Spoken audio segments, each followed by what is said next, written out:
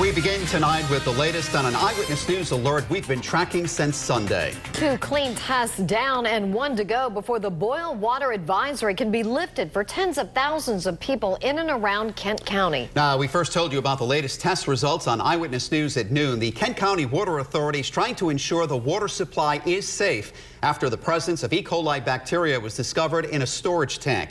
They're waiting for a third straight day of clean test results before things can finally get back to normal.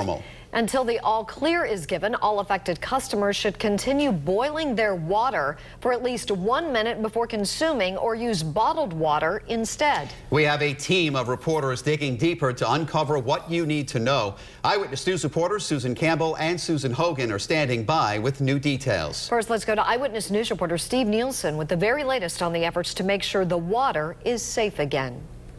Well, this water tank behind me here in West Warwick houses 2 million of the 11 million gallons of water that house the entire Kent County area. This is the tank where the contaminated test came from. It's going to remain closed no matter what happens with the boil advisory. But we wanted to know how that boil advisory will eventually be lifted. About an hour, couple hours. Cosmo Morano says this has been a pain. It just cuts into the product that we make, okay? And it's just more of a hassle than anything else. But what are you going to do? He's a baker at Emilio's in West Warwick. They had to change how they operate after the Kent County Water Authority ordered a boil advisory because a water sample came back positive for E. coli. E. coli indicates something is not right, and that's really the critical thing.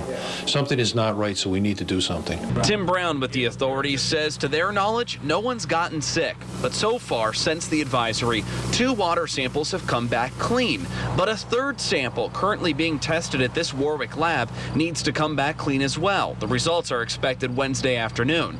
If it is clean, then the authority will get in contact with the Department of Health before lifting the boil advisory. As soon as I know the water is available for human consumption again without a boil water, I will get the notice out. I'll fax it out, we'll email it out, we'll call, we'll do whatever we have to do to get the message out. Marano says until then, he's forced to wash his hands, bake and make coffee for customers with bottled or boiled water. You know, I know it's gonna cut into my business.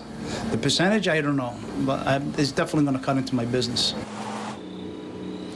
Well, for those Kent County residents wondering if there's going to be a discount in your next water bill because of this boil advisory, the answer's no. That's because the authority says there was technically never a disruption in the water service.